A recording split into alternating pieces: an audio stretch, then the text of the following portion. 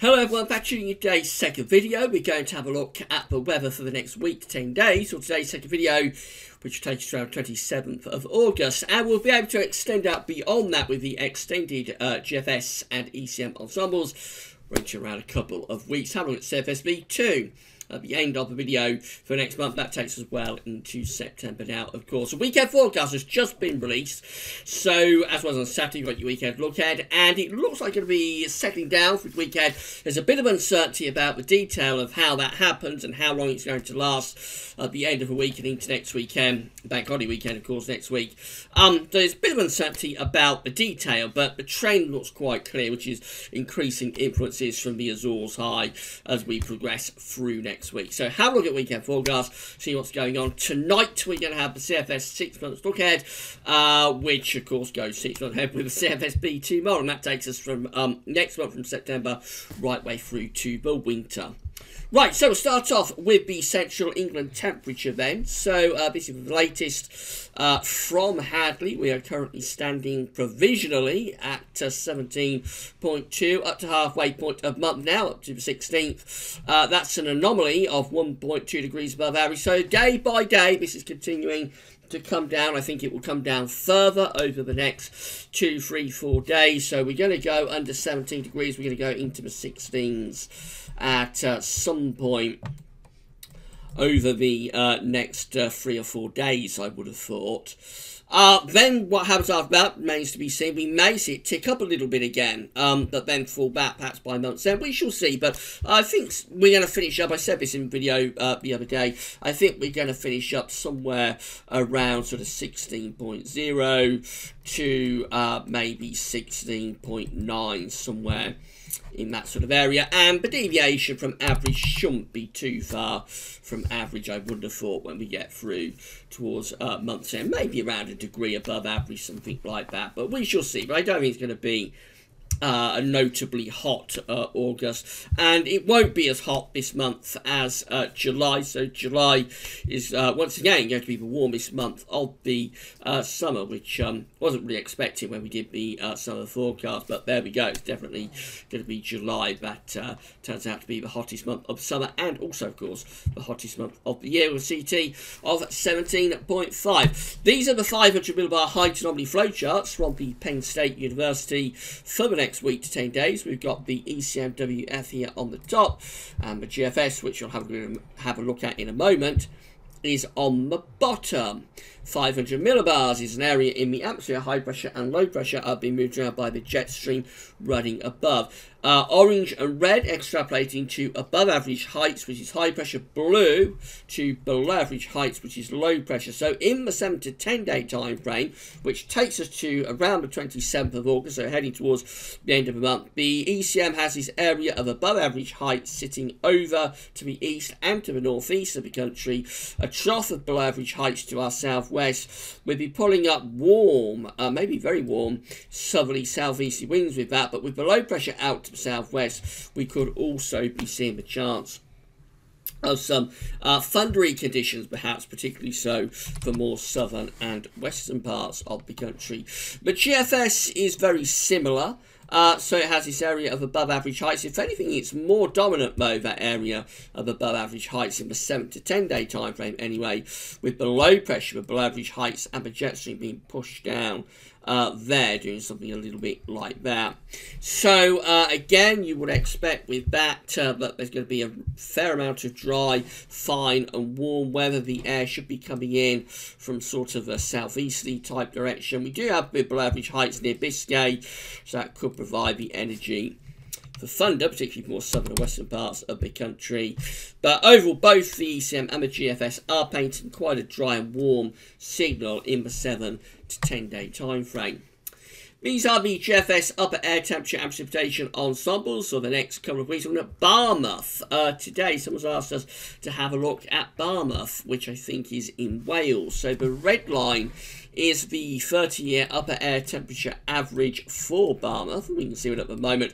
We're actually a bit below average. It's going to be relatively cool over the next few days. As we head towards the middle and second half of the coming week, there's the temperature lifting up, so it's going to get warmer as we go through towards the end of the week and into the weekend. We're generally staying quite warm, really, as we head into the last sort of days of August. There are a few really hot outliers. This one up here in particular is a very hot outlier. It's getting back to 20 degrees at 850 HPA, which would be very impressively hot for the end of August. Their outliers, though, the main sort of thrust of the ensemble is sort of between 10 and 15 degrees at 850 HPA with the upper air temperatures, and we can't totally discount these cooler outlier members down here as well. They're not really outliers because there's quite a lot of them, so they're just at the coolest end of the cluster, if you like. But I think we do still see pretty good signs, certainly for a while anyway, that we're going to get a warm up in temperatures through the final week of August. Precipitation-wise, rather showery, never completely settling down. This period just here looks the most settled, which does coincide with the end of the bank holiday weekend, actually. But to be honest, it looks a little bit showery before that, looks a little bit showery after that. And perhaps never truly settling down, but we shall see. I do think these precipitation spikes look a bit overdone on this new version of Wet as Entry. They always look a little bit more dramatic than they actually turn out to be. So have to wait and see about that. Temperature anomalies from the 17th to 25th of August, very close to average, but possibly a little bit on the warmer side of average now. So these charts are definitely trending a little bit warmer day by day. Precipitation anomalies looking rather dry. So despite those precipitation spikes that we had there for Barmouth earlier on, actually for most parts of the country, precipitation anomaly is rather drier than average from the 17th to the 25th of August. So it looks a relatively warm and dry period coming up. Right, so that's how things are looking with GFS on Tuesday. It's all covered by weekend forecast. Of course, high pressure becoming increasingly influential through the course next week. It takes a while to settle things down in the north, so Scotland always rather more unsettled there, right way through to the end of the week. But for the rest of us, high pressure gets more and more dominant through the week. By Friday, particularly for England and Wales, we're bringing up quite a warm southerly flow, and we are under a ridge of high pressure. Into next weekend, this bank holiday weekend, of course, looks quite hot for Saturday. The wind is coming due south and bringing up some very warm air indeed, but we have got low pressure just out to our west. There's the upper air temperature showing some pretty hot air is heading up from the south on Saturday, and that begins to generate low pressure. So through the course of Saturday, we have this low developing over the country. That looks a little bit thundery, maybe some thunderstorms next Saturday. And then by the time we go through to Sunday next week, that low pressure is moving over towards the eastern side of Scotland and pulling down much cooler air from the north and the northwest once again. And then that low pressure stays with us through the bank holiday weekend. So this is Monday 26th of August, bank holiday. Monday has the low pressure off the east coast of Scotland, so that will bring heavy rain there. It is a bank holiday in Scotland, of course, but it would bring a wet spell Scotland. Otherwise, sort of showers and quite a cool north-northwesterly wind into more extended range with the GFS operational run. So over time, this ridge of high pressure is gradually receding away to our south as low pressure comes in from the Atlantic for the end of the month. This gets us to the final day of August just here, which is the 31st of August, of course, Saturday 31st. We're then in a cooler and rather showery westerly wind, and then going genuinely unsettled for the start of September. This is as far as we can go with the GFS operational run today. It is 384 hours away, so it's a very, very long way out. It's over 2 weeks away. Monday, the 2nd of September, and we're looking wet and windy with low pressure pushing in off the Atlantic Ocean. This is GEM, so again, same sort of idea really with the Canadian model. Through the course of next week, this high pressure gradually starts to get more influential to the south, but it takes quite a while to settle things down in the north. Eventually, by the end of the week, the GEM does have this ridge extending across all parts of the country, so by the end of next week, it's looking dry and warm through most parts of the country. We missed out the 168-hour chart there, so let's just put that in. That's how it's looking. So at 168 hours, which is a week away, Saturday 24th of August, we have the high pressure beginning to slip towards the east, low pressure out west. Again, similar to what the GFS is showing, could be bringing up some very warm air from the south on Saturday next week. But by the time we get through... Whoops, that went wrong. So by the time we get through to Sunday, we find that some sort of trough is moving in off the Atlantic, pulling down cooler air from the north, possibly some thunder involved with that. And let's go further into the bank holiday weekend. We get low pressure developing in the North Sea then. So for east parts of the country, the southeast, that could bring heavy rain to eastern areas, perhaps on bank holiday Monday. High pressures out to the north and west though. And by the time we get through today 10 with the GM, high pressure extending back through the country, bringing a return of mainly dry and warm weather there at day 10, Tuesday 27th of August. So there is still a lot of uncertainty within the detail anyway about this bank holiday weekend, just what's going on. ECM is looking like this. So on Tuesday we're rather showery and still quite cool. Wednesday to Thursday sees that high pressure increasingly building up from the south. But as we go into the end of week and next weekend, we have this high pressure taking over. There we are on Saturday the 24th of August with the high pressure over and to the east of the country.